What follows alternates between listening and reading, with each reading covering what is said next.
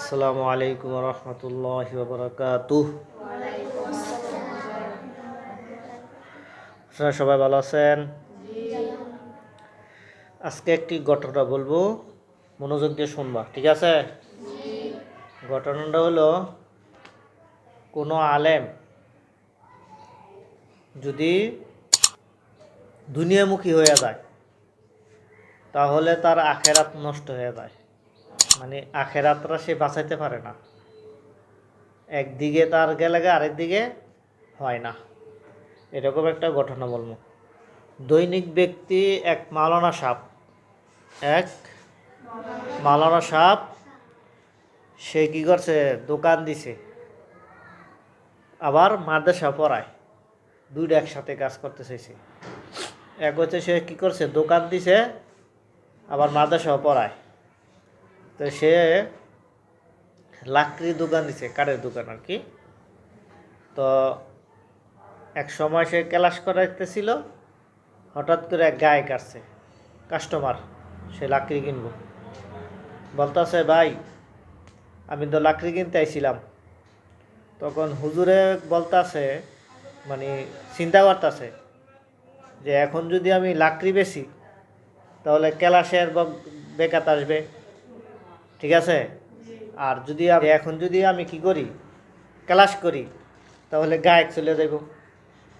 আর যদি আমি কি করি, এখন যদি আমি এই তার কাছে যদি আমি মালামাল বেচি তাহলে আমার ক্লাসটা কি দেব, আমার ক্লাসটা কি হয়ে যাবো গা, মিস হয়ে যাবো গা।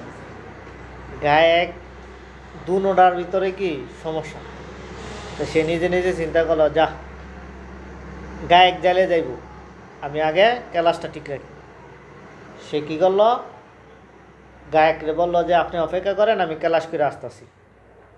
তো ক্লাস করে আসতেছি যেটা বলার পরে যে প্রথম ক্লাস করাইতেছিল, একাগ্রতা মনোযোগ এটা ছুটে গেছে। সবসময় একটা জিনিসের এক দাফে থাকলে কোনো মানুষের যদি ওই দাপটার ভিতরে বা ওই জিনিসটার একটা ব্যাঘাত ঘটায় দেয় তাহলে ওই মনোযোগটা থাকে না, চলে যায়, ঠিক আছে? তখন ওই মনোযোগটা যেটা আছে এটা চলে গেছে। তো এখন হুজুরে ছাত্রকে যে শিক্ষা দিতেছে, শিক্ষা দেওয়ার ভিতরে কথাবার্তা উল্টাপাল্টা হয়ে যেতেছে, মানে ঠিক করে বুঝাইতে পারতেছে না ছাত্রকে। তো ছাত্র না বুঝার কারণে একটার পর একটা প্রশ্ন করতেছে। তো প্রশ্ন করার কারণে হুজুরের মন মেজাজ গেছে গরম হইয়া। হুজুরে কি চেতে গেছে গা, জোরে জোরে দমকাইতেছে, করতেছে। তো এই যে একটা জিনিস, একটা হুজুর দুইটা কাজ করতে গিয়া তার মন মেজাজ গেছে অন্যদিকে হইয়া। এই জন্যে বলা হয়েছে কি, যে একজন মানুষ দুই কাজ করতে পারেন একসাথে, হয়তো দিনের কাজ করব একসাথে, হয়তো আখিরাত করব, অথবা দুনিয়াবি কাজ করব। তো ওই লোকটা কি করলো, ওই হুজুর ওই দুইটা কাজ করতে গিয়া তার দুটোই হইল না, না হইল গায়ক সামলানো, না হইল ক্লাস করা না, দুটোই কি সে ফেস লাগাই দিল। এই জন্য বলা হয় যে আলেম ওলামা যদি দিনের কাজ করে সে একাগ্রতার সাথে একদিকে করতে হইব, দ্বিতীয় কাজ করতে পারবো না। দ্বিতীয় কাজ করতে গেলে তার ব্যাঘাত ঘটবেই। এই ঘটনার দ্বারা, এই গল্প দ্বারা আমরা কি বুঝলাম, যে আলেম ওলামা যদি দুনিয়াবি কাজের ভিতরে লিপ্ত হয়ে যায় তাহলে তাদের দ্বারা আখেরাত ফায়দা কম হয়, আখেরাতের লাভ কম হয়। তারা আখেরাতের প্রতি মানুষের যে ডাকবো, ওই জিনিসটা তাদের ভিতরে থাকে না। এই জন্যে তাদের দুনিয়াবি কাজ ছেড়ে দিয়ে আখেরাতের কাজ করার লাগে। এই আখেরাত কাজ করতে গিয়ে অনেক সময় অনেক মুসিবতে পড়তে হয় হুজুরগ। অনেক মানুষের তো এখন বর্তমানে এই কথাও বলে যে হুজুরা বেতনের মাধ্যমে কাজ করে, দিনের কাজ করে বেতনের মাধ্যমে, এই কোনো পারিশ্রমিক মাধ্যমে। এই জিনিসটা মানুষে বুঝে না যে সে দিনের কাজটা যদি না করতো তাহলে সে অন্য কাজ করলে, দুনিয়াবি কাজ করলে সে কিন্তু অনেক টাকা পয়সা ইনকাম করতে পারত। সেদিকে না যায় সে কী করছে, দিনের কাজ করতেছে।